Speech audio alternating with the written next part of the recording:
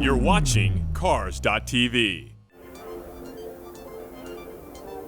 I'm Dave Majors, and I'm the CEO of MECUM Auctions here at our 15th entry into Monterey. The expectation for us at Monterey is much different than a typical auction for us. 600 cars here on the peninsula, that's the smallest auction on our docket for the entire year. We range anywhere from a low of around 1,200 cars is a small auction for us, and the behemoth in Kissimmee, Florida in January has 5,000 cars. You would assume that it is a small auction, but it will rank third on our list in terms of sales dollars. So less cars, very high value cars. Sold $3,100,000. The success of Monterey can be judged on the sale of 2 or 3 cars. Typically at an auction, we follow things as average sale price. We look at sell-through percent because we are a reserve auction.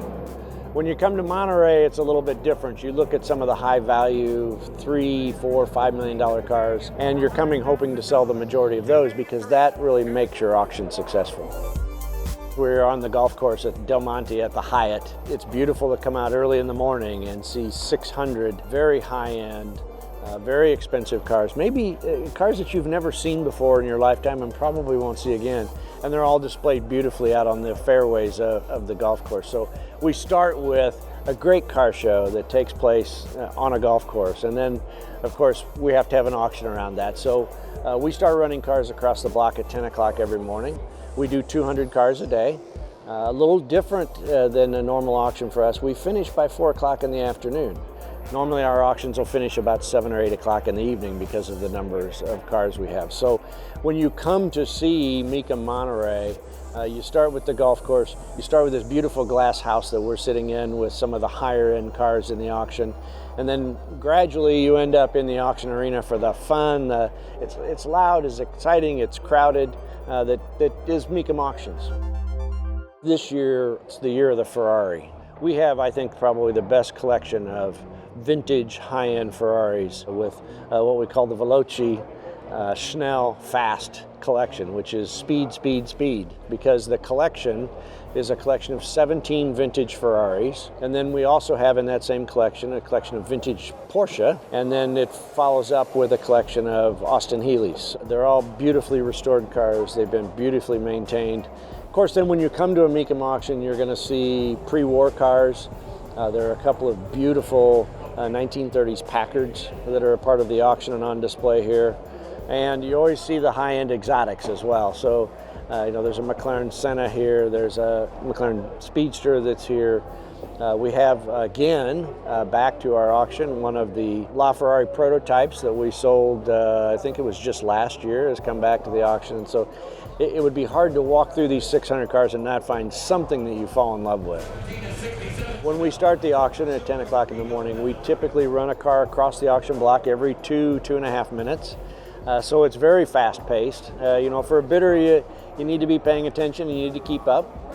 We are a reserve auction, so most of the cars that cross the auction block have a minimum set by the seller that they're willing to accept for sale of their car.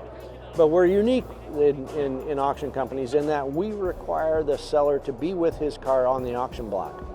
So as the bidding starts to approach his reserve, we start to talk to the seller about the possibility of him selling his car for less than the reserve.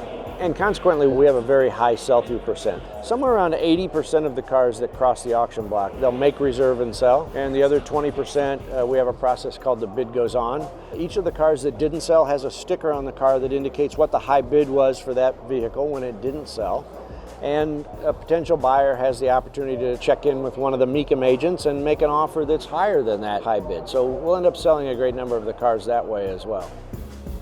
In the last year or so, what's become hot, 50s pickup trucks, 60s pickup trucks, and now even some of the early 1971, 72, 73 pickup trucks are probably as hot as anything on our market right now.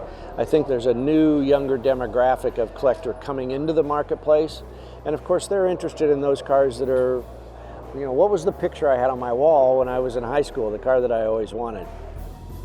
When you get into a vintage car, vintage muscle car, Hemi Cudas, vintage Ferrari, whatever it might be, You're actually driving the car, and you better understand and know what you're doing, because you don't have all this technology that's assisting you to look like a better driver than you actually are. So I think the big difference is the collector car hobbyist wants to feel like they're driving the car.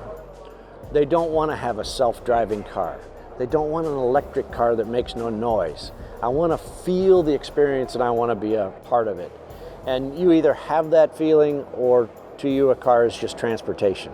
To those of us in the collector car hobby, it's not just transportation. It's about the feel of the road, the feel of the car, shifting the car, making sure that all of my faculties are working together so that I'm driving that car as best as that car can be driven. 85, 105, 90, at 90 bid, you're betting 100.